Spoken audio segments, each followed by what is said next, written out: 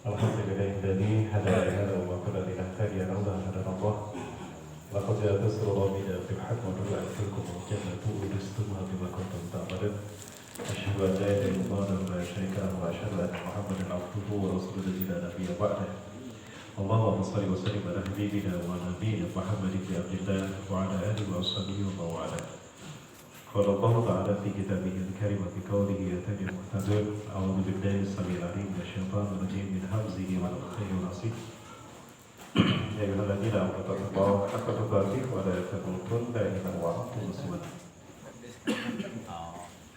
وقال في آخر الخطبة وتزودوا فإن خير الزاد التقوى واتقون يا أولي الألباب وقال تعالى في آية أخرى سبحان الذي أسرى بعبده ليلا من المسجد الحرام إلى المسجد الأقصى الذي باركنا حوله لنريه من آياتنا إنه هو السميع البصير. وقال رسول الله صلى الله عليه وسلم وهو الصادق الوعد الأمين لا تشد رحال إلى ثلاثة مساجد المسجد الحرام ومسجد الرسول صلى الله عليه وسلم ومسجد الأقصى. صدق الله العظيم وصدق رسول الكريم ونحن على ذلك من الشهيدين. Puji-puji dan syukur kita aturkan kehadirat Allah Subhanahu wa Ta'ala pada pagi hari ini. Dengan izin Allah SWT kita bisa hadir dalam sholat subuh berjamaah di Masjid Al-Ikhlas di komplek atau Bro Muka Kuning 2 Gentar 2 Bulian Batu Aji Batam. Ini adalah kesempatan yang kesekian kali saya bisa silaturahmi di kota Batam ini, alhamdulillah. Dan sangat bergembira sekali bisa ketemu dengan saudara-saudara kami yang sama seperjuangan, lebih khusus sahabat kami yang sama-sama dari Bandung ya, Ustaz Ahmad ya, dan keluarga. Maka saya bersyukur pada Allah SWT pada kesempatan hari ini saya dan sahabat Dasar Peduli, satu NGO yang komitmen di dalam kontribusinya ikut aktif dalam pembebasan Palestina dan Masjidil Aqsa, bumi Islam Mi'rajnya Rasulullah SAW. Salawat dan salam semoga tercurah selalu pada uswah dan kedua kita Rasulullah Muhammad SAW, Nabi dan Rasul yang diutus ke tengah-tengah kita membawa banyak berkah dan keutamaan. Di antara berkah yang beliau tebarkan bagi kita adalah siar beliau adalah apa yang kita kenal dengan peristiwa Isra dan Mi'raj. Peristiwa yang sangat fenomenal yang merupakan hadiah agung dari Allah yang Maha Agung kepada sosok yang mulia, sosok yang agung. Yang saya hormati dan saya muliakan Allah, Ketua Dewan Kemakmuran Masjid Al-Islah, dan juga yang saya hormati dan saya muliakan Allah, para asatidz dan asatidah, para sesepuh dan para tokoh yang sama-sama hadir pada kesempatan kali ini. Kami hadir kembali dan mudah-mudahan ini tidak membosankan bagi para bolos sekalian, tetapi menguatkan silaturahmi di antara kita. Hadir sahabat Dasar Peduli bersama tim muamalah. Di depan ada Pak Ari dan Ustaz Bandi. Nanti beliau ini menyajikan beberapa barang yang musawah. Barang ini keuntungannya akan didonasikan untuk Palestina juga. Ya, ada kurma menjelang Ramadan dan alhamdulillah ini kurmanya langsung dari Madinah. Saya punya kenalan dan kenalan ini langsung memberikannya dari Madinah. 2 kontainer kita bawa dari Madinah. Ada Azwa, kemudian juga ini langsung dari Madinah. Kemudian ada minyak kasturi. Minyak kasturi inilah ternyata salah satu minyak wangi yang disukai Rasulullah. Saya baru paham bahwa Rasulullah itu suka menggunakan minyak wangi kasturi untuk sholat 5 waktu, sholat Jumat, kemudian juga sholat Idul Fitri dan sebagainya, termasuk kajian survei. Bahkan ternyata setan tidak suka dengan minyak wangi kasturi. Itu salah satu alasan kenapa setan selalu menjauh dari Rasulullah. Ada jamaah kita yang kesurupan. Saya mendekat kepadanya, dia menjerit-jerit. Dan dia mengatakan, aku tidak suka dengan minyak wangi yang kau pakai. Saya lupa. Kalau di saku saya simpan minyak wangi kasturi. Ketika saya buka, dia menjerit-jerit, saya suruh keluar pergi. Subhanallah. Ini salah satu keutamaannya. Maka kami bawa minyak kasturi, bagi bapak sekalian yang hadiahnya buat minyak. Kemudian juga ada madu, ya, madu terbaik dari Pekanbaru, beliau ini dari Pekanbaru, beliau ya Ustaz Andi. Nah, saya yakin Bapak Ibu suka madu di sini, terutama bapak-bapak ini. Pak suka madu, Pak? Nah, suka madu yang tua apa yang muda? Ya, Rasulullah SAW bersabda, "Asyifa fi thalathin." Berobat itu ada 3 cara. Syurbul asal, meminum madu, wabil hizamah dengan dibekam, wabil kayu dan dengan besi panas. Wa ana adhamu bil kaya. Aku melarang kalian berobat dengan besi panas karena akan meninggalkan cacat. Ada besi dipanaskan lalu ditempelkan ke penyakit atau ke kanker misalnya di kulit kita. Nah, itu akan menimbulkan cacat. Rasulullah melarang kita. Nah, maka sunnahnya hanya 2 saja. Subul asal, meminum madu dan wabil hizamah. Soalnya Bapak Ibu di sana ada, Bapak Ibu yang membutuhkan silakan. Kami bukan berjual beli tidak, tetapi kami juga berdonasi dengan cara seperti ini. Jadi Bapak Ibu mau beli ini, insya Allah itu sama dengan membantu Palestina. Baik Bapak Ibu yang dirahmati subhanahu wa ta'ala, kita berada di bulan Sya'ban, bahkan di pertengahan bulan Sya'ban kita sudah lewat 2 malam dari malam nisfu Sya'ban. 1 malam yang berada di pertengahan bulan Sya'ban yang agung, yang mulia, yang dirayakan oleh kaum muslimin sebagai momen untuk mendekatkan diri kepada Allah, terutama dalam keguguran dosa. Kenapa demikian? Amal perbuatan manusia itu dilaporkan setiap harinya, pagi dan petang. Ya ta'aqabu manakani fi himayatin nas, silih berganti dua malaikat dalam menjaga manusia.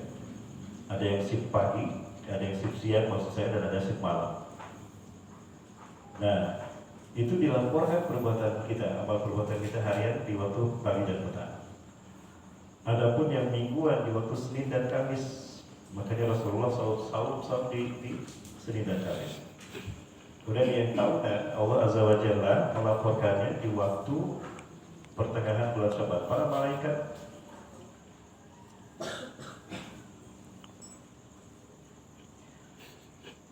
malaikat yang mencatat amal perbuatan kita, melaporkan amal ibadah kita, amal perbuatan kita tahunan, itu di pertengahan bulan Sya'ban. Jadi di pertengahan bulan Sya'ban ini Allah menerima catatan amal perbuatan kita. Nah, pada saat itu Rasulullah SAW mengajarkan kita untuk banyak bertobat kepada Allah, mendekatkan diri kepada Allah supaya Allah mengabulkan dosa-dosa kita, ya, mengabulkan doa-doa kita, mengampuni dosa-dosa kita. Nah, ada 2 yang tidak diampuni, orang-orang musyrik dan para masyahid. Bagaimana masyahid ya Rasulullah? Siapakah masyahid itu? Alladzina la yatakallamuna ikhwani ya au ikhwana. Fokus salah satu ayat. Mereka yang tidak tegur sapa, bermusuhan lebih dari 3 hari. Itu adalah al-masyahid yang tidak diampuni dosa-dosanya. Jadi kalau mau bermusuhan harus bikin perjanjian 3 hari. 3 malam. Lebih dari itu gencatan senjata. Harus ada perjanjian damai. Karena kalau demikian tidak akan ada lagi ampunan dari Allah. Baik Bapak Ibu yang berbatas pada ta'ala, tadi sudah disampaikan ya.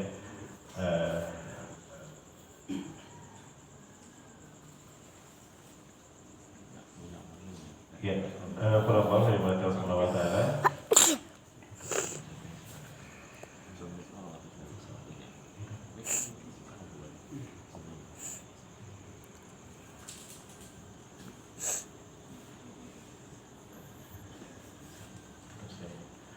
Bapak Ibu yang rahmat subhanahu wa ta'ala, tema kali ini adalah kajian akhir zaman dan dalam rangka memperingati Isra Mi'raj. Betul Bapak Ibu sekalian? Di spanduk ada tulisannya Isra Mi'raj. Mau yang dibahas yang mana Bapak Ibu? Mau Isra Mi'raj apa akhir zaman? Atau akhir bulan?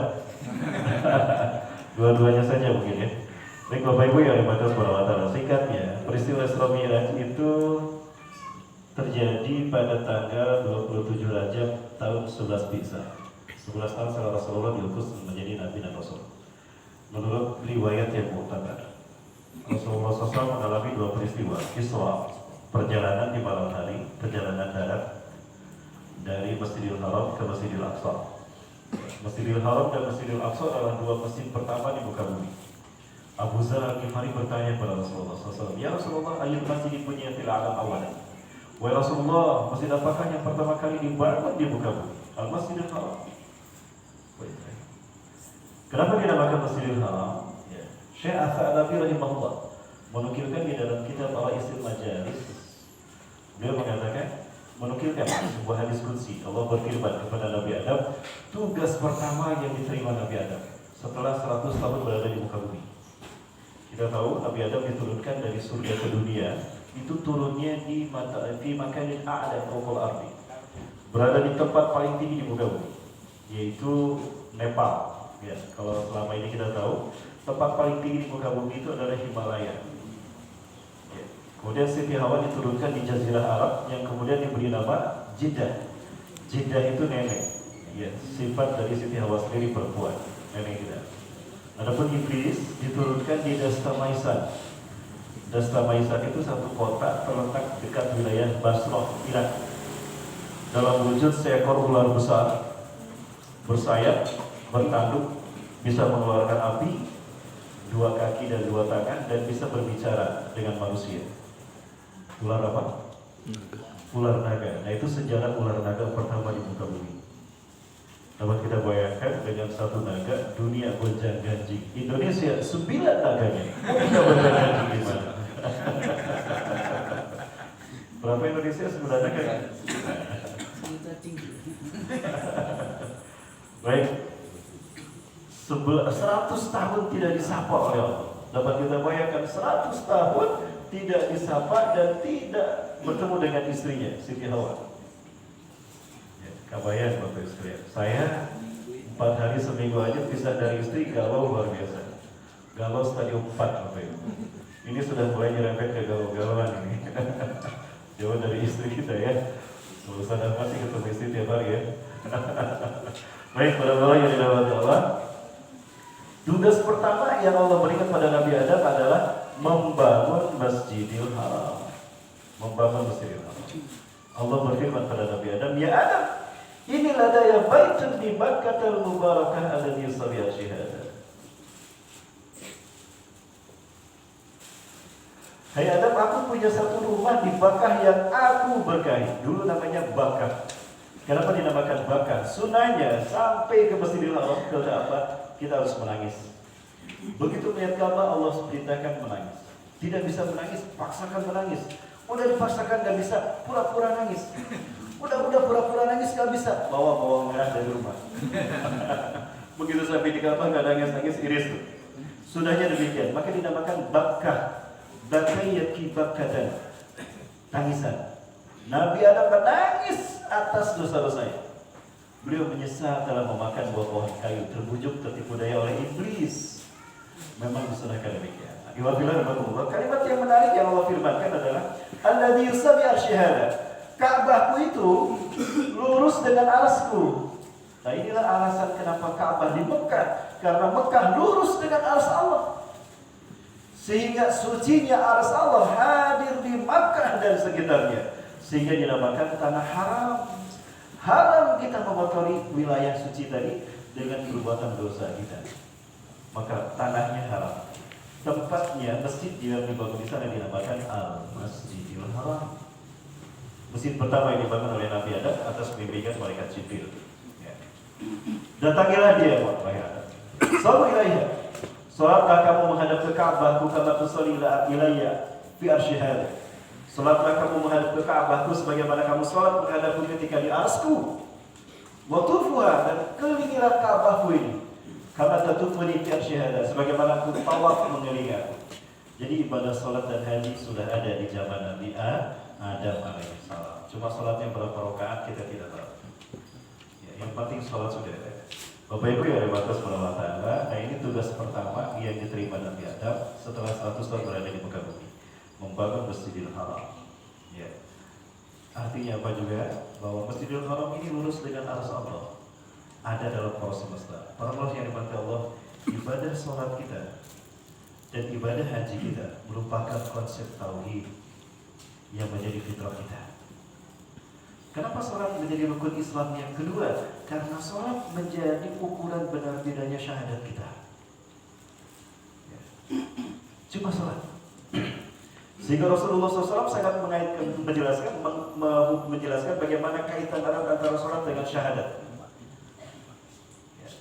Man taraka salatan muta'ammidan faqad kafara jiharan. Barang siapa yang meninggalkan salat sungguh adalah kufur dengan nyata. Tauhidnya rusak. Artinya, salat menjadi ukuran tauhid bagi kita secara individual. Apabila salat kita benar, adalah tauhid kita. Apabila salat kita rusak, rusak tauhid kita. Dan ibadah salat adalah buah dari peristiwa Isra Mi'raj. Hanya salat yang Allah wajibkan langsung mubasyaratan minallah ila Rasulillah SAW biduni muwasitati Jibril. Langsung Allah perintahkan pada Rasulullah tanpa perantaraan malaikat Jibril. Ibadah lain melalui malaikat Jibril. Artinya langsung secara pribadi Allah kepada Rasulullah dan kita umatnya. Ini terjadi dalam peristiwa Isra Mi'raj. Jadi peristiwa Isra Mi'raj ada erat kaitannya dengan tauhid. Maka setiap titik yang dilalui Rasulullah itu terkait dengan titik tolak tauhid. Bapak-ibu semata, kalau kita urai sholat ini sangat terkait dengan dua kalimat syahadat. Betulkah demikian dalam arti tauhid ya para Allah? Ketika kita sholat menghadap ke Ka'bah, tadi kita berdiri di sini, kita meluruskan tubuh kita, mulai dari kaki sampai dengan kepala kita. Menghadap ke Ka'bah. Ini perintah Allah. Kenapa ke Ka'bah? Karena Ka'bah lurus dengan arus Allah. Ya. Kemudian kaki kita lurus seperti ini, ya begini, tidak begini. Karena kalau begini, wajah kita ke Ka'bah, kaki kanan kita ke Eropa, yang kiri ke Afrika. Jadi tidak menghadap ke kiblat semua. Harus lurus begini. Sehingga kita sholat berjamaah, mata kaki kita, betis kita, bahu kita kena nempel pada orang kanan kiri kita. Itu sunnah sholat berjamaah yang hilang dari masjid-masjid kita hari ini. Harusnya nempel. Sebelum sholat berjamaah dimulai, Umar bin Khattab selalu meluruskan sholat. Karena Rasulullah suka mengatakan istawu sufufakum tarasu'ata dulu, begitu ya. Rasulullah itu selalu meluruskan. Umar biasa menggunakan pedang. Ya. Maka Umar kalau sholat ke masjid berjamaah itu suka bawa pedang. Ya Rasulullah, sebentar minta izin saya luruskan. Mau luruskan kaki, kalau enggak saya potong dia. Kebayang kalau Umar masih ada, ya habis kaki kita dipotong gini. Nah kemudian setelah lurus kita memulai sholat kita dengan takbiratul ihram. Ini satu saja Bapak Ibu. Sebetulnya semua rukun sholat itu tauhid. Ya, konfigurasi dasar tauhid yang dimodulasikan dalam bentuk gerakan, zikir dan doa. Satu saya bahas takbiratul ihram. Setelah kita lurus, kita mengangkat kedua tangan kita, memulai sholat kita. Hazwa mankibai, lurus dengan kedua bahu kita. Au hazwa uzunai, atau lurus dengan kedua telinga kita. Au bainahuma, atau antar keduanya. Yang aman antar keduanya. Ini nggak boleh ke atas, nggak boleh Bapak Ibu. Ini namanya mau berenang, meluncur. Itu tidak sesuai sunnah. Atau juga begini, jangan. Ini ciri orang pelit. Harus lurus dengan bahu, telinga atau antar kedua. Kemudian kita mengucapkan Allahu Akbar. Pertanyaannya, kenapa harus kedua tangan yang diangkat? Dan kenapa harus kalimat Allahu Akbar yang diucapkan? Tidak Allahu Samad. Udah cukup bisa. Kenapa tidak demikian? Ini konsep tauhid. Saya beranalogi dengan analogi yang positif. Alhamdulillah. Ketika ada seorang penjahat yang dikejar-kejar polisi atau aparat, dia bernasib sial hari itu. Dia lari ke tempat yang salah. Di depan ada dinding yang tinggi yang tidak bisa dilewati, di kanan kiri tidak bisa ditembus. Bingung dia melarikan kemana. Di belakang 5 orang polisi sudah menodongkan senjata kepadanya. Kena kamu, mau pergi kemana? Maka dia pasrah saat itu. Apa yang dia lakukan? Angkat tangan begini kan? Berserah diri. Totalitas jiwa raganya terserah polisi. Andaikan polisi menarik pelatuknya, maka mungkin selesai riwayat penjara ini. Ini konsep menyerahkan diri kita kepada Allah. Totalitas jiwa raga kita serahkan pada Allah. Bukankah ini konsep tauhid?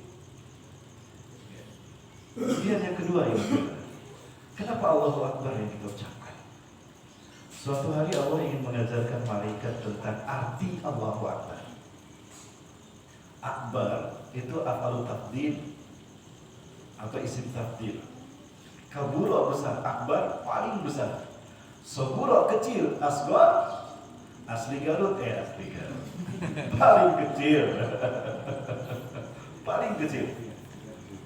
Suatu hari Allah ajarkan ini pada malaikat. Allah ciptakan satu malaikat yang kecepatannya 70 kali lipat dari kecepatan malaikat biasa. Kita tahu malaikat diciptakan dari cahaya. Berapa kecepatan cahaya? Masih lupa apa sudah ingat? Pernah belajar dulu ya? 3 kali 10 pangkat 8 meter per sekon, meter per detik. 1 detik cahaya bisa menempuh 100 juta meter. Subhanallah. Allah ciptakan malaikat 70 kali lipatnya. Sudah gitu Allah firmankan, idhab wata'id mimaka dihada. Pergi kamu, terbang jauhi arsku. Logikanya, kita terbang menjauhi satu benda, makin jauh benda itu makin kecil. Itu logika malaikat saat itu. Maka malaikatnya mengatakan, labbaika wa sa'dika ya Rabb. Itu ucapan malaikat ketika Allah perintahkan, labbaika wa sa'daika ya Rabb. Kullu khairin biyadi. Kalau kita sami'na wa ta'ala. Terbang malaikat dengan kecepatan 70 kali lipat cahaya. Dia sudah merasa jauh. Lalu dia membalikkan badannya. Aku sudah terbang jutaan kali. Jauhnya dari ars Allah. Pasti ars Allah mengecil. Ketika malaikat itu membalikkan badannya, Allahu Akbar, spontan tangannya dan mengucapkan Allahu Akbar, ars Allah tidak berubah sedikit. Seolah malaikat itu tidak pernah terbang menjauhi arsnya. Dia coba terbang lagi lebih cepat. Saking cepatnya doer bibirnya ke tempat angin gitu. Begitu bibirnya, seperti itu. Kena angin. Terengah-engah dia. Aku sudah jutaan kali lebih jauh lagi dari ars Allah. Pasti ars Allah mengecil. Apa yang terjadi? Begitu dia membalikkan badannya, ars Allah tidak berubah. Allahu Akbar. Kaget malaikat. Idhab wata'id bimakani hada, kata Allah. Terbang kamu, jauhi arsku. Sampai terbang lagi dan habis tenaga malaikat itu. Dia tidak bisa lagi bergerak. Dengan susah payah dia membalikkan badannya. Dan ars Allah tampak tidak berubah. Seolah dia tidak pernah menjauhi ars Allah. Selesai itu malaikat. Allahu Akbar. Selesai itu. Yakinlah sama Allah, Bapak Ibu yang dirahmati Allah. Makhluk tercepat di alam semesta yang Allah ciptakan tidak bisa mengukur berapa besarnya ars Allah. Lalu bagaimana dengan Allah yang menciptakan ars itu? Jika sudah demikian kita paham arti Allahu Akbar, pantaskah kita takut kepada makhluk? Tidak pantas. Takutnya kepada Allah. Apakah ini bukan konsep tauhid? Inilah konsep tauhid yang diajarkan takbiratul ihram.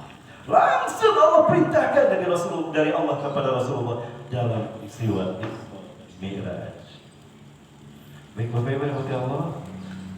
Satu saja, sebetulnya semuanya sampai salam itu masih datang tauhid. Tapi waktu kita tidak cukup, nanti kita ketemu lagi insyaallah. Kapan Ustaz jam tayang berikut ini? Kita Ustaz ini masih bisa selama. Lain kali kita ketemu kembali lagi. Khusus membahas sholat. Saya butuh 2 jam untuk membahas sholat Bapak Ibu. Kenapa sholat menjadi rukun Islam yang kedua? Dan kenapa haji menjadi rukun Islam yang kelima? Sama. Kalau sholat menjadi ukuran tauhid kita secara individual, haji menjadi ukuran tauhid umat manusia secara global, mujmal. Dapat kita bayangkan, berbeda bangsa, berbeda warna kulit, berbeda bahasa, datang di waktu yang sama, di tempat yang sama, di waktu yang sama, melakukan ibadah yang sama, menyembah Tuhan yang sama. Itu konfigurasi kesatuan umat Islam dunia. Itu konsep tauhid. Wa inna hadhihi ummatukum ummatan wahidah. Dan sesungguhnya agamamu ini, Allah sebutkan agama tapi menggunakan kata umat. Artinya umat Islam itu berjamaah, satu umat, ummatan wahidah. Maka ketika berpecah belah syirik, tauhid manusia hancur. Sekali lagi, umat Islam itu umat bertauhid, umat wahidah. Semua rukun ibadah, rukun Islamnya mempersatukan mereka. Salat kita berjamaah. Betul? Apa disebut berjamaah? Karena imamnya ada. Imamnya satu. Betapapun sedikit jumlah makmumnya, kalau ada imamnya di depan satu orang, itu berarti sholat berjamaah. Walaupun jumlahnya ribuan bahkan jutaan, tapi tidak ada yang mimpi di depan, bukan berjamaah. Hari ini umat Islam berpecah belah, berarti tauhidnya hancur.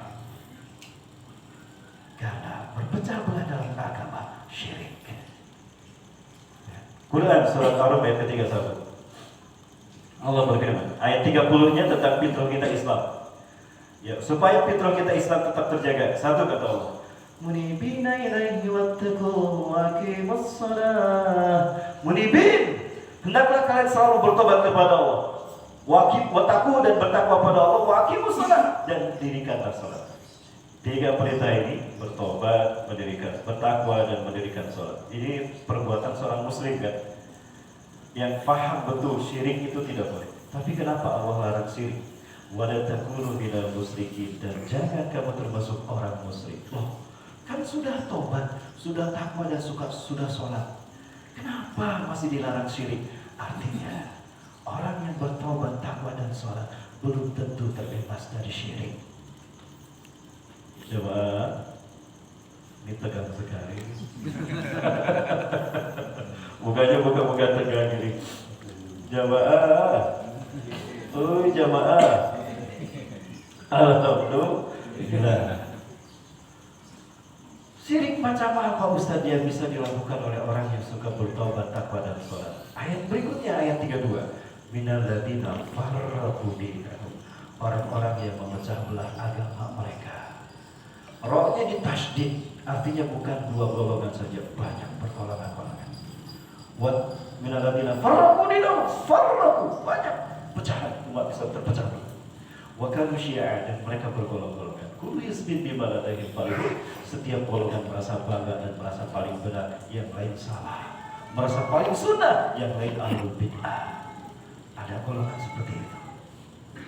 Jamaah, adakah yang merasa paling sunnah sehingga kajian mereka namanya kajian sunnah? Berarti kajian kita kajian bid'ah.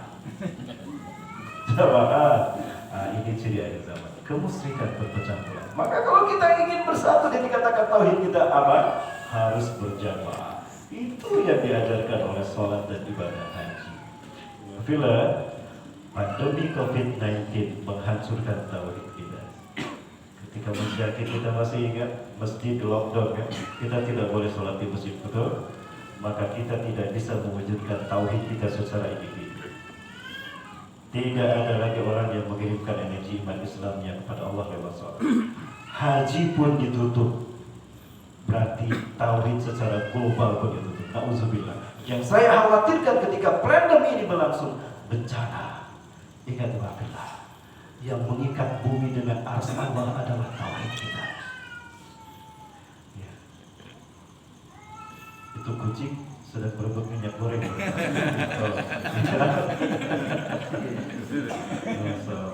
Kucing aja berebut minyak goreng ya. Selamat datang di Indonesia akhir zaman. Sebanyak ini ahli di Indonesia, menterinya berapa orang, staf menterinya berapa orang, nggak bisa mengurus minyak goreng. Udah serahkan pada Ustaz Rahmat, kita bisa mengurus minyak goreng. Jamaah, banyak ada iklan minyak gorengnya, mohon maaf ada iklan minyak goreng. Bapak Ibu yang dirahmati Allah Subhanahu wa taala, energi tauhid yang kita kirimkan lewat sholat itulah yang mengikatkan bumi dengan arsy Allah.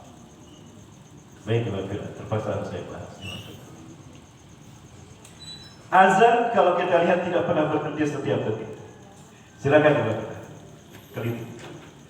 Begitu di Indonesia azan subuh, Indonesia masih mengundangkan azan subuh. Batam masih azan kan? Singapura azan. Belum selesai ada di Singapura, Malaysia ada. Belum selesai Malaysia ada, Thailand ada juga. Jadi sambung menyambung, azan tidak pernah berhenti setiap detik. Ketika azan tidak pernah berhenti setiap detik, sebentar. Kalau azan berhenti berarti tidak ada tauhid di muka bumi. Itu kiamat terjadi. Tolong sampaikan sama Pak Menteri Agama. Kata Rasulullah SAW, la taqumu kiamat hatta la yuqala fil ardi Allahu Allah. Sampai di muka bumi tidak ada lagi orang mengucapkan azan Allahu Akbar. Kalau ada orang melarang azan, berarti dia menantang kiamat. Mudah-mudahan sampai suara saya ke kantor kemenang. Amin. Iya. Jika ada pejabat melarang azan dikumandangkan pakai speaker, mudah-mudahan kiamat duluan dia. Amin. Jamaah. Yeah. Mereka tidak akan pernah berhenti memerangi kita. Allah yang katakan demikian. Wala yasaluna yuqatilunakum hatta yuruddukum an dinikum in istata'u. Kapan mereka berhenti, Ustaz? Seketika murtad. Ketika kita murtad, selesai mereka memerangi kita. Nanti akan ada banyak dimasalahkan.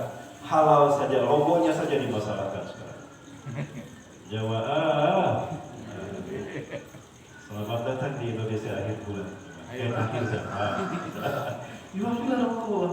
Ketika azan tidak pernah berhenti, maka sholat pun tidak pernah berhenti, betul? Ketika sholat tidak pernah berhenti, maka tidak henti-hentinya orang mengirimkan iman Islamnya ke Ka'bah. Sholat kita sebetulnya kita melaporkan iman Islam kita dalam bentuk gelombang energi. Manusia adalah transmitter energi. Ini saya menyimpan materinya dari tema kita Bapak.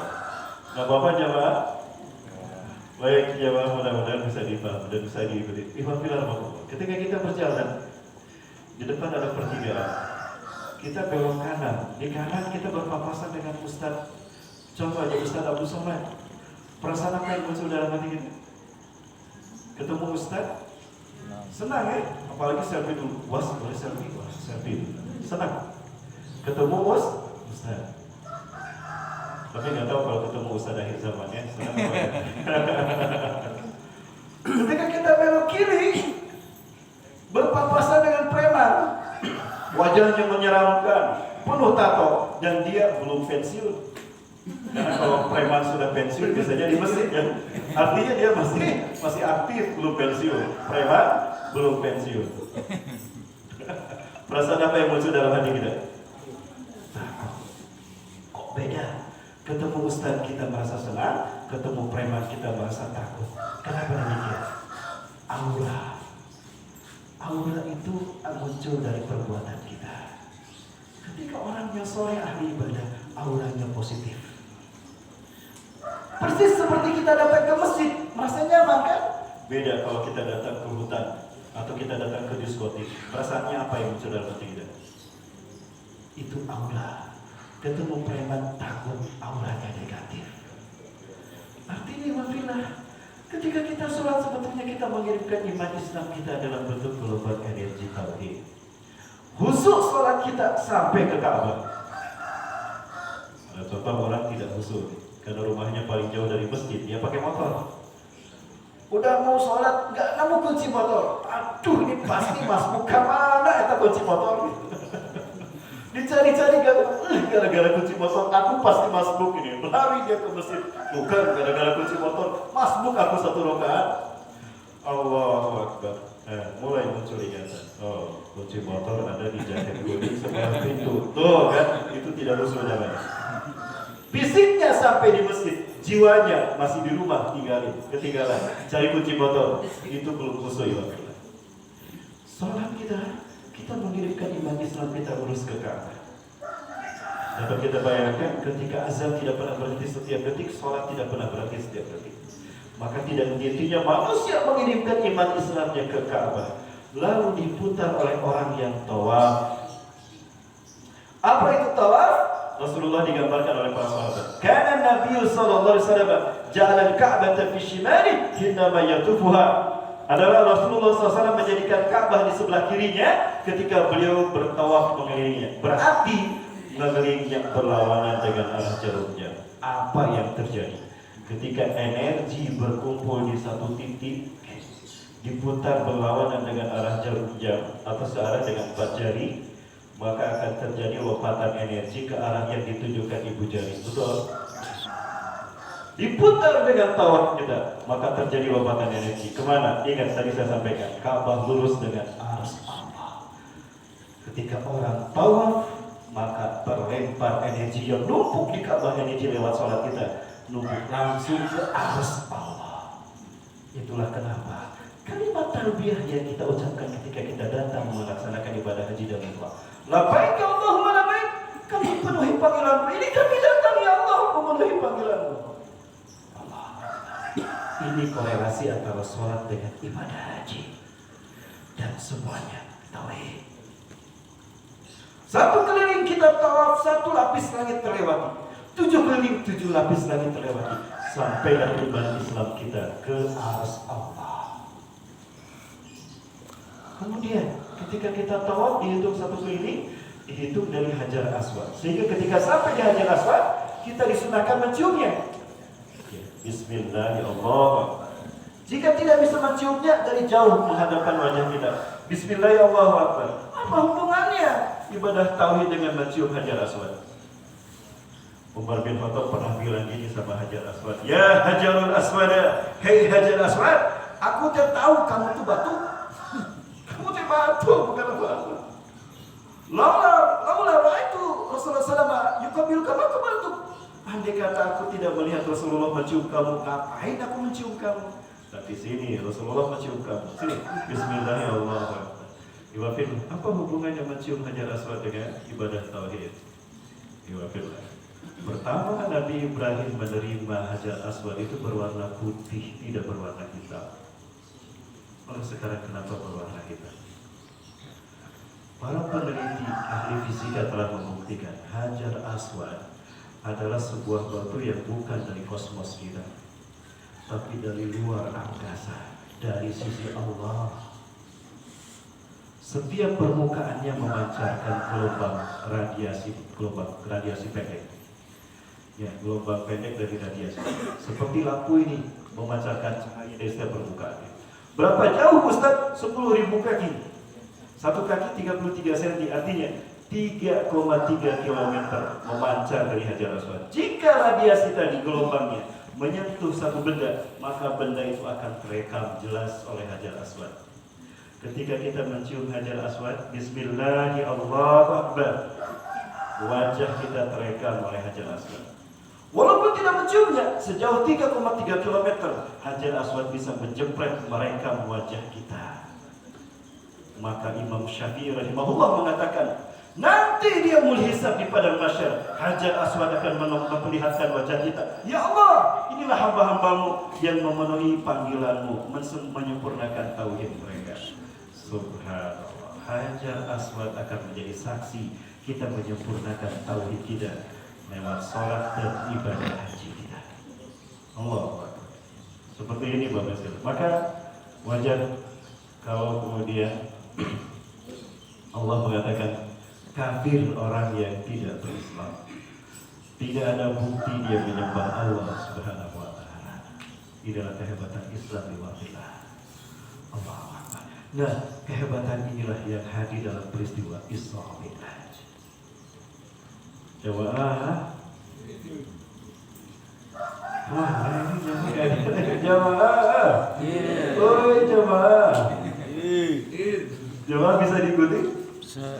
Ya, itu Masjidil Haram ya. Kemudian Al-Masjidil Aqsa. Aqsa itu artinya paling jauh. Berapa jarak antara Masjidil Aqsa dari Masjidil Haram ke Masjidil Aqsa? Itu jaraknya 1233 km. Ya, 1233 km.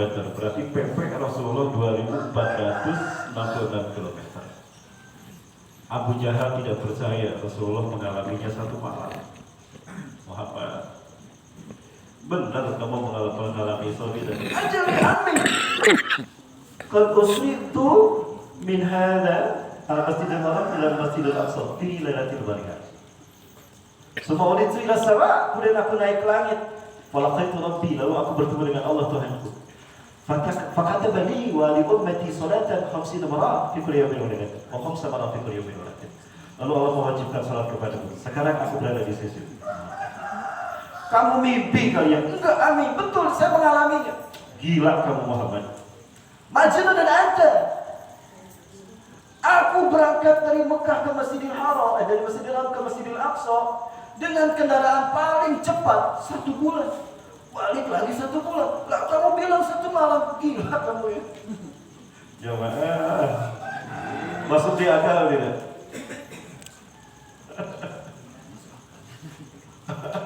Abu Bakar, menurut Abu Jahal tidak masuk di akal. Aku tuh berjalan 1 bulan, Muhammad balik lagi 1 bulan. Udah gitu kamu naik ke langit bertemu dengan Allah, Tuhanmu itu di langit. Gak mungkin suatu malam, Muhammad. Gila kamu. Aku macam mana datang? Gak lama datang Abu Bakar. Kebetulan ini datang ini temannya. Tadi Abu Bakar sini. Yang berita baru dari temanmu nih, Muhammad nih. Kata Abu Jahal. Tahaddas ilaika wa tahaddas tani alifat. Ceritakan pada Abu Bakar sebagaimana kau cerita pada aku tadi. Rasulullah SAW cerita kepada Abu Bakar terkait peristiwa Isra Mi'raj. Abu Bakar gimana? Kamu percaya sama Muhammad dengan ceritanya? Apa jawaban Abu Bakar? Di luar dugaan Abu Jahal, Abu Bakar menjawab dengan sangat hebat. Ya Abu Jahlin, law asyadda min hada wa jaa min 'indi Muhammad sallallahu alaihi wasallam nabilah ana usaddiqu. Hei Abu Jahal, walaupun lebih dahsyat peristiwanya dari ini dan mengalaminya Rasulullah SAW, aku percaya Abu Jahal lebih hebat dari ini. Aku percaya karena beliau Nabi dan Rasul Allah. Ya, sama gilanya kalau gitu pergilah. Iwabillah. Ini ujian keimanan. Karena tidak sedikit dari para sahabat setelah Rasulullah cerita ini, mereka murtad dari agama Islam. Maka Allah turunkan ayatnya. Luar biasa, bunyinya luar biasa. Subhanalladzi asra bi 'abdihi lailan minal masjidil haram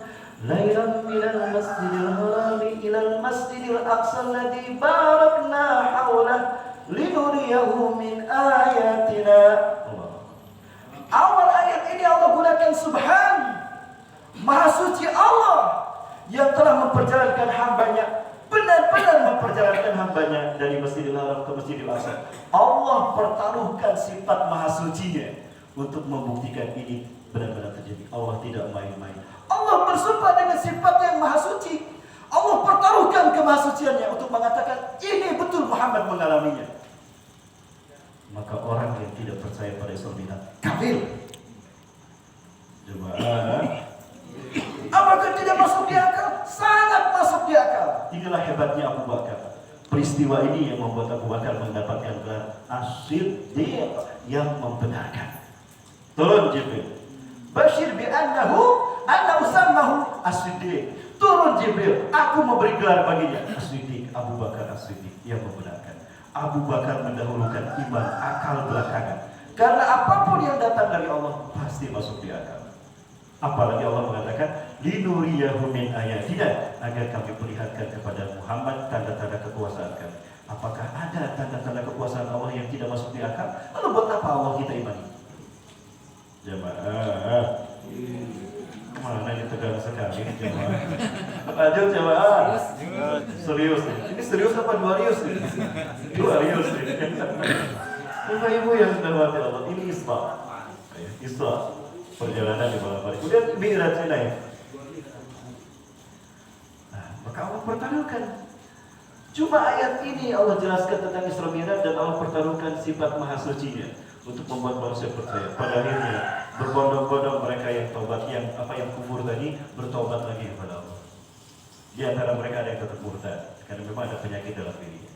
Bapak Ibu yang Allah Subhanahu wa taala. Kemudian apa latar belakang terjadinya Isra Mi'raj? Adanya pembantaian. Selain Rasulullah mengalami kesedihan, di tahun di mana Isra Mi'raj terjadi, Rasulullah ditinggal oleh 2 orang tercintanya, Abu Thalib paman beliau yang mengcover dakwah beliau mati-matian, dengan istrinya Siti Khadijah.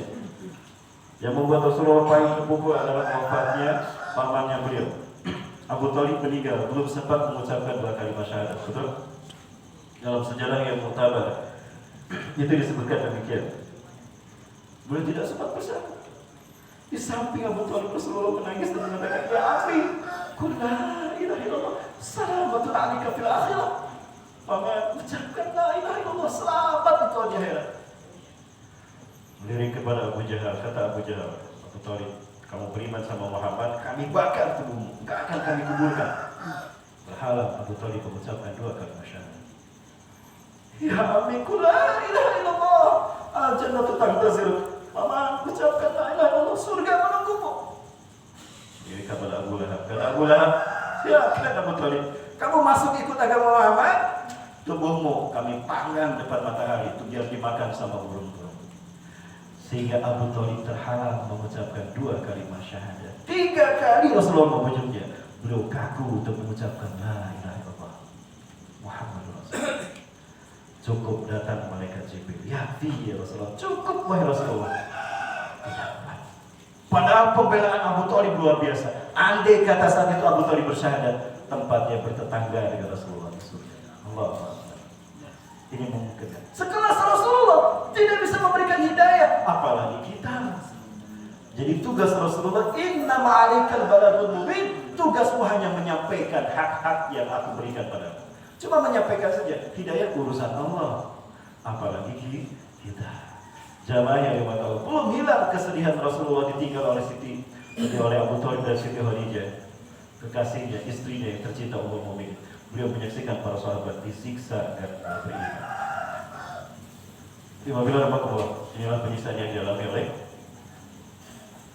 para sahabat. Mereka dipaksa murtad dengan cara disiksa. Ini contoh yang dialami oleh keluarga Ammar bin Yasir.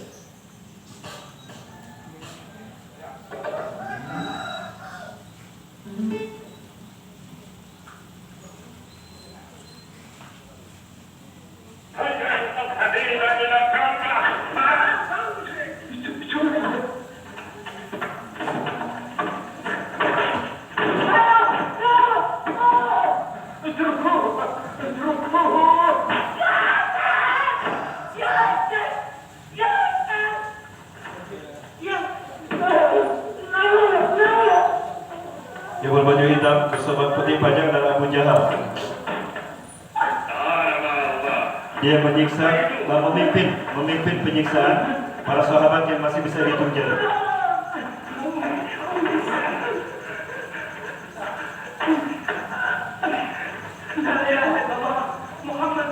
Itu adalah miniatur Hubal. Miniatur Hubal, berhala terbesar yang ada di Mekah. Saat itu ada 360 berhala.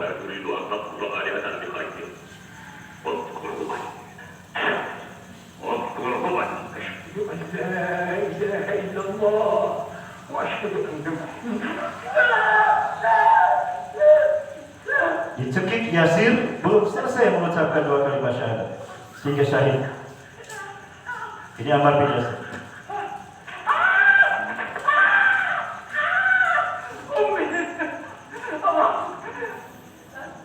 Itu tadi Sumayyah, ibundanya Ammar bin Yasir. Ini adalah para sahabat yang menunggu giliran untuk disiksa, dimurtadkan kembali.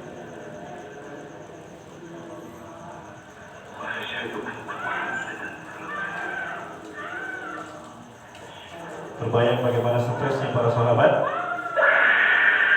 menunggu giliran untuk disiksa.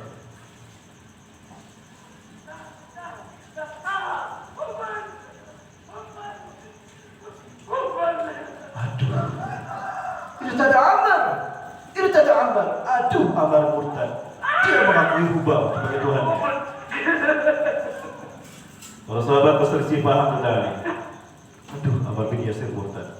Innahu yaqul Hubal faqad irtada min al-Islam. Sungguh dia telah murtad dari agama Islam.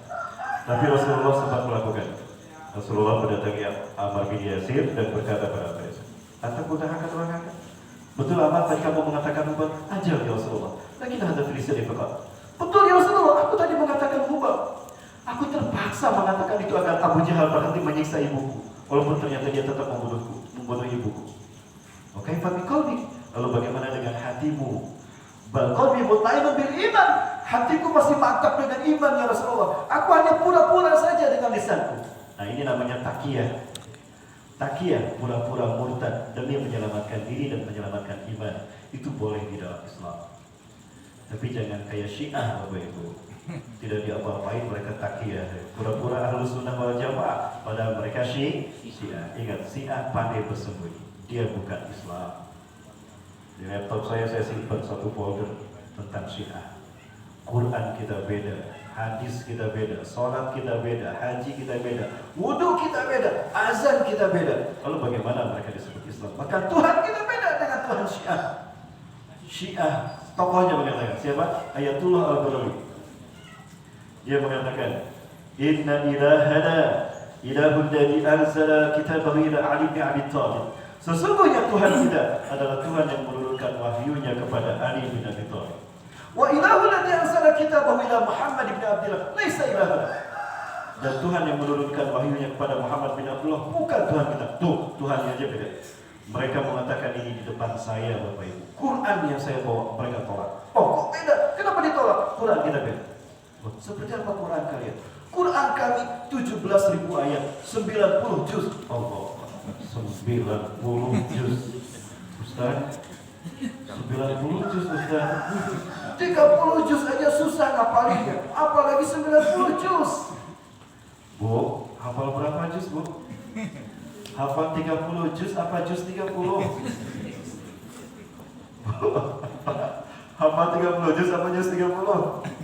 Dibalik ya, beda sedikit. Jamaah udah terang ini masih ada waktu? Lanjut? Terus? Masya Allah, sampai itu Bu. Jamaah yang mohon maaf ini agak panjang ya. Lanjut jamaah? Baik, alhamdulillah. Nah, kita lihat lagi apa yang terjadi. Supaya betapapun dia dibunuh, dia tetap mengucapkan 2 kalimat syahadat.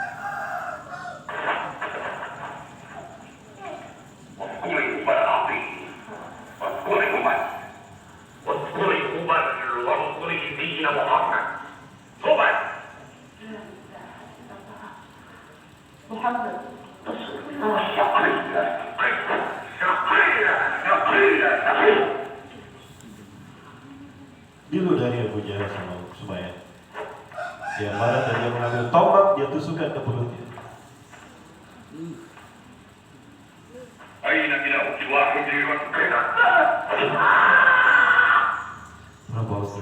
Ini yang membuat Rasulullah berat melanjutkan dakwah. Di mana Rasulullah saat itu ada? Rasulullah menyaksikan.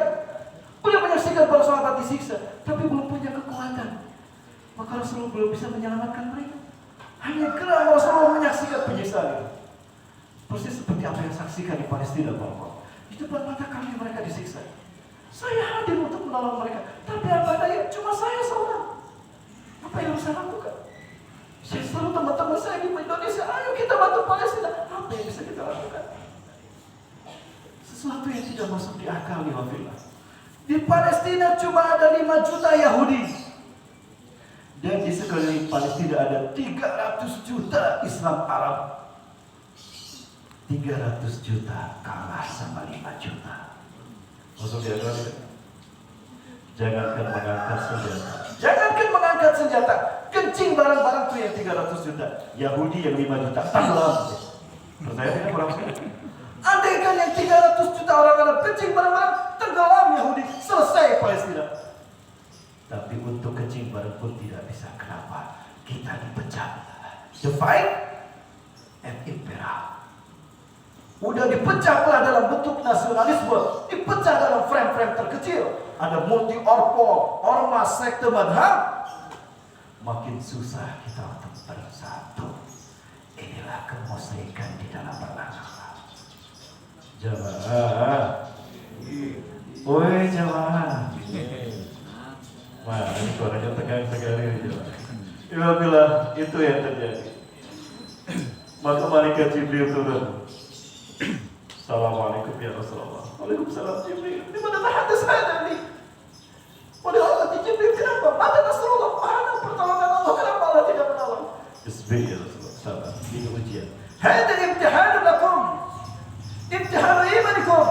Inilah ujian iman bagi kalian. Sabar ya Rasulullah. Angkat kepala Anda. Rasulullah mengangkat kepalanya. Ketika Rasulullah SAW mengangkat kepalanya, Allah bukakan, Allah perlihatkan pintu surga terbuka buat mereka.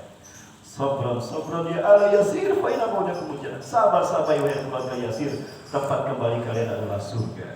Mungkin itu yang bisa kita ucapkan hari ini ketika menyaksikan saudara-saudara kita di Palestina disiksa dan dibantai oleh Allah. Terlalu banyak video yang saya simpan di sini tentang pembantaian saudara-saudara kita, Bapak Ibu sekalian. hampir di seluruh dunia pembantaian umat Islam yang dilakukan kaum zalim, teroris dunia itu ada di laptop saya. Mau yang mana Bapak Ibu? Yang Palestina dulu. Yang Palestina apa yang di Ambon? Yang di Ambon agak ekstrim Bapak Ibu sekalian. Palestina saja ya. Baik, Bapak Ibu nama-nama, inilah saudara-saudara kita di Palestina. Sejak dulu sampai hari ini.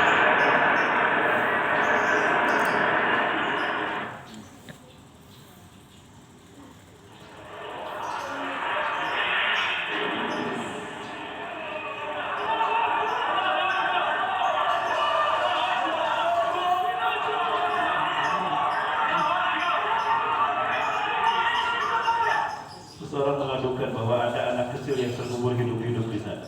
Ini dia. Aku yakin anakku masih di sini. Aku tinggalkan keluar sebentar, dan ketika aku datang rumahku sudah hancur. Anakku ada di sini, tolong. Sepertinya dia berteriak meminta tolong. Anak usia 1 tahun terkubur hidup-hidup. Inilah kejahatan dunia yang dilakukan oleh Israel. Ada dunia berteriak, tutup Israel, teroris Israel. Tidak ada, karena korbannya umat Islam. Tapi lihat ketika Ukraina diserang Rusia, sibuk dunia mengutuk Rusia. Kemana yang namanya manusia? Kemana hak asasi manusia? Where is the human right? Mana hak asasi manusia? Tidak ada, kecuali untuk non-muslim. Ketika umat Islam menjadi korban, lihat. Iwafilah, inilah dunia terbalik. Inilah sistem dajjal. Selamat datang di akhir zaman Bapak Ibu. Iwafilah. 1 tahun usianya, terkubur hidup-hidup. Aku masih mendengar suaranya. Anda mendengar? Tuh dengar. Ada suaranya di sana, dia berteriak. Ayo segera selamatkan.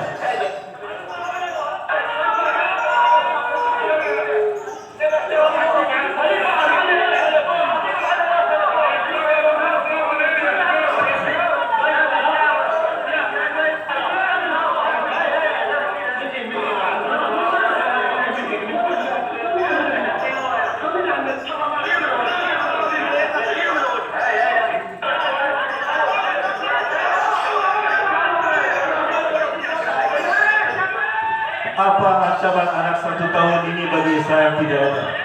Yang mereka inginkan, cleaning at this, kill them all, bunuh umat Islam semua. Bila-bila ini selalu terjadi bagi mereka. Mereka tidak akan pernah berhenti memerangi kita, kecuali kita murtad dari agama Islam.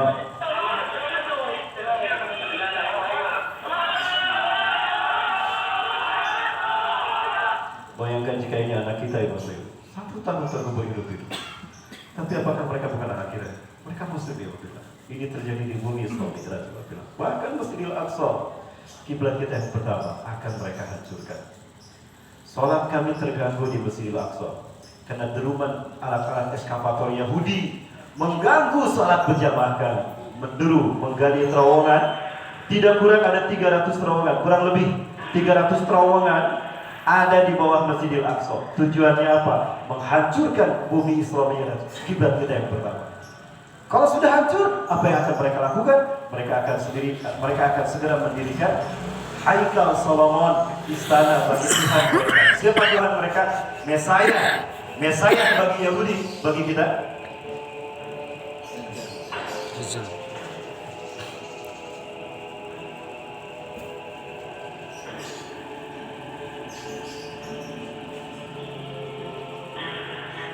kurang gaya lampunya mau dimatikan Pak, biar gambarnya lebih bagus juga.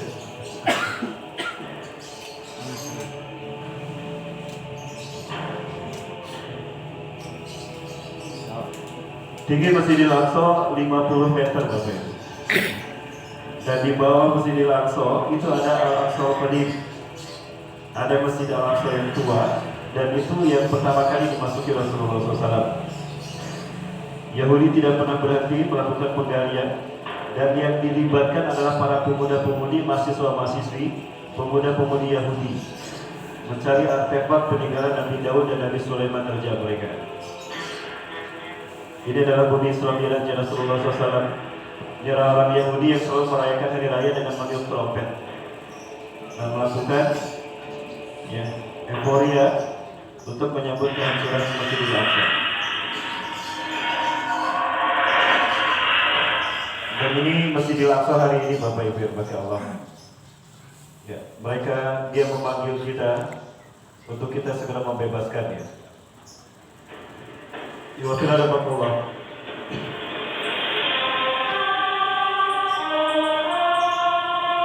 Hari ini ada 5 masjid di Masjidil Aqsa.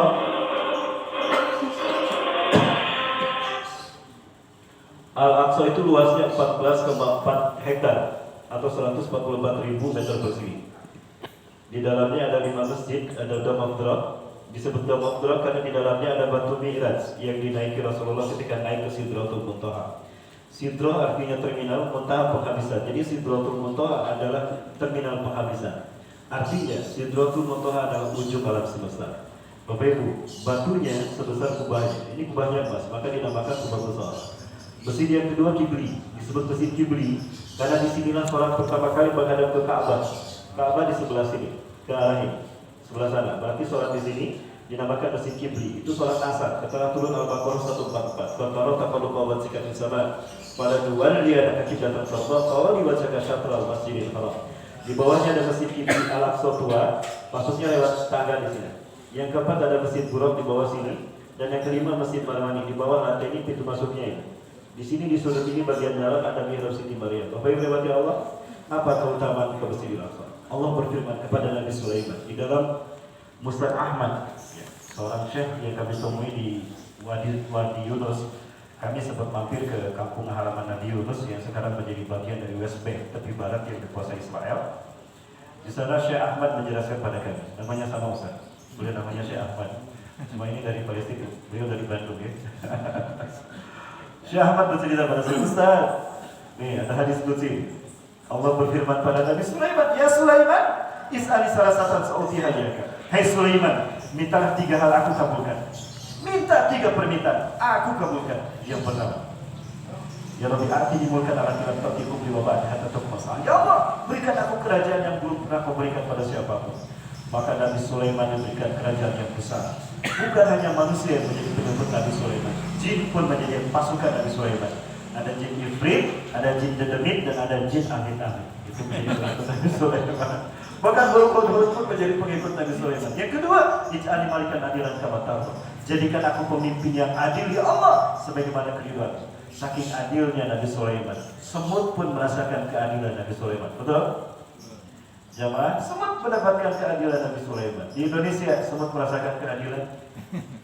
Kecuali kalau dapat minyak goreng, baru semut merasakan keadilan. Ngantri semutnya di minyak goreng. Ibu, yang ketiga, ini kesempatan bagi kita ya Wafillah. Ya Rabbi, la tada' ala ahadin alladhi yazul masjid hada wa yatubu alaika ala zulamih. Summa yusarif ya wabarakatuh ila tahutta anhu qabla an yakhruja min hadal masjid. Ya Allah, jangan kau biarkan siapapun yang datang ke masjidku ini sepeninggalku sampai hari kiamat. Datang dia berziarah ke masjidku, lalu sholat di dalamnya walaupun cuma 2 rakaat, lalu bertobat kepadamu atas dosa-dosanya, melainkan kau hapuskan dosa-dosanya sebelum keluar dari masjid ini. Allah Akbar. Ini peluang bagi kita, kesempatan bagi kita. Datang kita ke Masjidil Aqsa dengan ziarah niatan ibadah. Rasul perintahkan tadi, berziarahlah kamu ke sana, sholatlah kamu di sana. Kalau tidak bisa ya Rasulullah, apa yang harus kami lakukan? Sedekahkan hartamu untuk membantu menyalakan Masjidil Aqsa. Subhanallah. Bapak Ibu saksikan. Lihat, ini perjuangan pemuda-pemudi Palestina untuk sholat Jumat saja. Mereka harus perang dulu dengan tentara Yahudi. Sholat Jumat di bulan Ramadan. Ini bulan Ramadan 2018.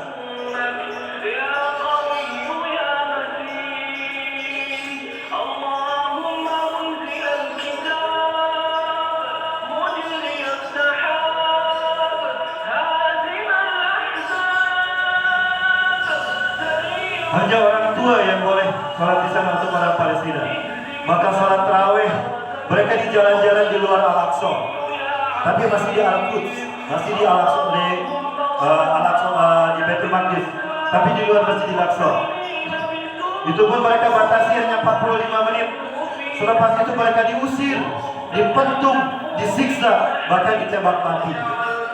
Ini resiko perjuangan saudara kita di bumi Isra Mi'rajnya Rasulullah SAW.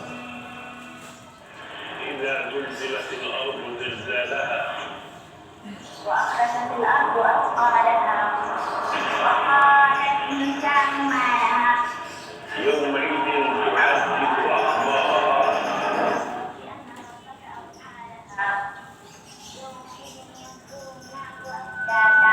ليروا أعمالهم ومن يعمل مثقال ذرة خيرا يره ومن يعمل مثقال ذرة شرا يره.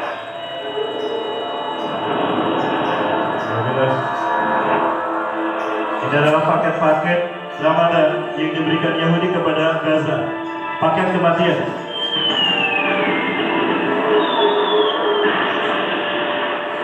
Setiap hari di bulan Ramadan. Bukan setiap hari lagi Bapak Ibu. Setiap jam. Dentuman ini meledak, menghempaskan nyawa dan roh anak-anak, menghempaskan jasad-jasad yang lucu dan tak berdosa Bapak Ibu. Kita memeluk orang-orang yang kita sayangi dalam hidup kita. Tak sempat lagi kita utarakan isi hati kita yang sebenarnya. Tak lagi sempat beramal. Tak lagi sempat berbuat banyak. Ini mesti dijelin. Hancur sekarang, alhamdulillah. Kalau dibangun kembali di Indonesia. Tak ada yang mau ikut kita ke dalam kubur. Hanya amal yang kita kerjakan dalam hari-hari yang menjadi teman sejati kita. Waktu telah berakhir.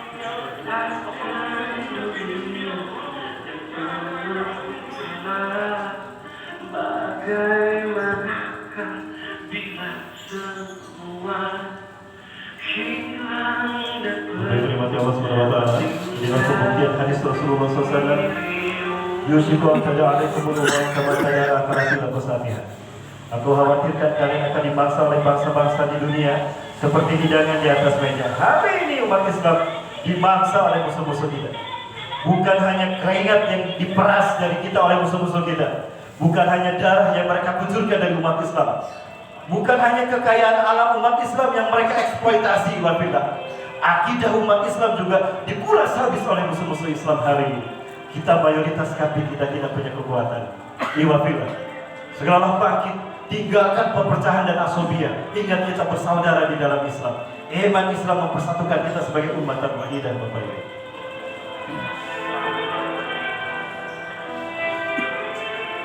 Maka Rasulullah SAW mengatakan kepada kita, kewajiban kita untuk bersaudara, peduli kepada sesama kita Bapak Ibu. Rasulullah menegaskan, man istaiqadha wa lam yahtam bi amril muslim falaysa minni. Siapa yang bangun di pagi hari dan tidak peduli kepada urusan nasib umatku, dia bukan umatku. Hujah apa yang akan kita sampaikan kepada Allah, kepada Rasulullah di saat Allah bertanya, Palestina saudara-saudara kalian dibantai, apa yang sudah kalian lakukan? Bapak Ibu, jangan sampai tidak ada jawaban. Paling tidak harta kita yang berbicara Bapak Ibu SWT. Ayah bunda yang berkata SWT, mohon doanya, Idul Adha nanti kami akan kembali ke Palestina. Ini perjalanan kami terakhir sebelum di lockdown. Alhamdulillah kami masih bisa pulang ke Indonesia. Saya berangkat bersama para dokter Bapak Ibu. Para dokter dari seluruh Indonesia, dari beberapa titik di Indonesia. Mereka dokter-dokter spesialis ingin melihat bagaimana kondisi saudara kita di Palestina. Kami memasuki Joseph Hospital di Al-Quds City Kami khususkan mereka yang dari Gaza. Anak-anak ini kita biayai. Di sini ada operasi, anak dari bapak yang di belakang kaca itu, belakang pintu, sedang di ICU, sedang dioperasi kepalanya. Kami hanya membawa beberapa ribu dolar saja untuk membantu mereka. Kami sumbangkan kepada dokter, langsung dokter, tolong sumbangkan dokter. Saya sampaikan pada dokter yang termuda dari Gaza, tolong urus saudara-saudara kami Palestina. Bagaimana kondisi mereka? Kabarkan pada kami. Apa yang bisa kami lakukan? Tolong beritahu kami akan bantu mereka. Dan alhamdulillah, dengan pertolongan Allah Subhanahu wa taala, hari ini kita punya rumah sakit di Gaza. Ini namanya rumah sakit nama bangsa kita, Rumah Sakit Indonesia. Sekali lagi, ini adalah donasi dari Bapak Ibu. Ya, selama ini sejak 2007 saya berkeliling Indonesia mengumpulkan donasi. Ini buktinya Bapak Ibu.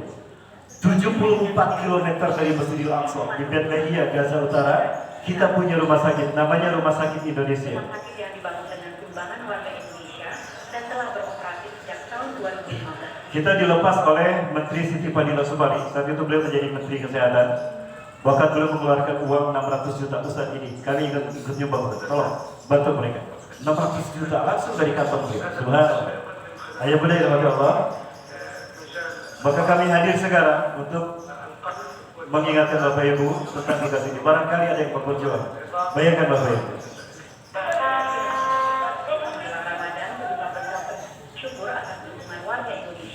yang memungkinkan berdirinya rumah sakit ini. نشكر يعني الشعب الاندونيسي يعني بدانا مستشفى في الشمال كل المستشفيات الموجوده امكانيات عندنا اياها يعني متابعين حالات كل حاجه يعني عندنا اياها. Rumah sakit Indonesia di Gaza merupakan wujud persahabatan Indonesia dan Palestina. Dari Gaza, Kasih dan Suara VOA. Ayah Bunda, apa yang membuat kami tetap bersemangat membantu Palestina? Ayah Bunda, ini adalah para penghafal Quran yang kita biayai, anak-anak yatim. Program kami yang lain adalah membiayai para penghafal Quran. Palestina.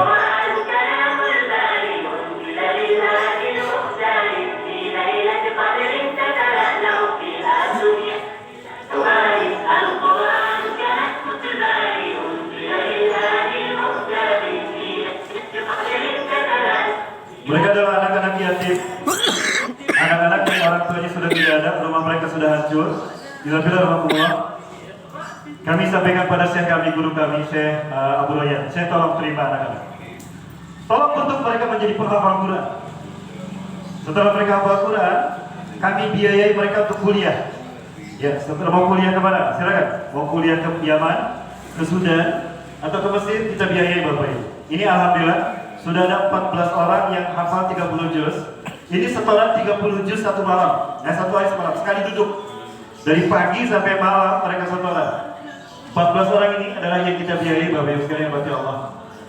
Mereka yang akan memberikan syafaat kepada kita.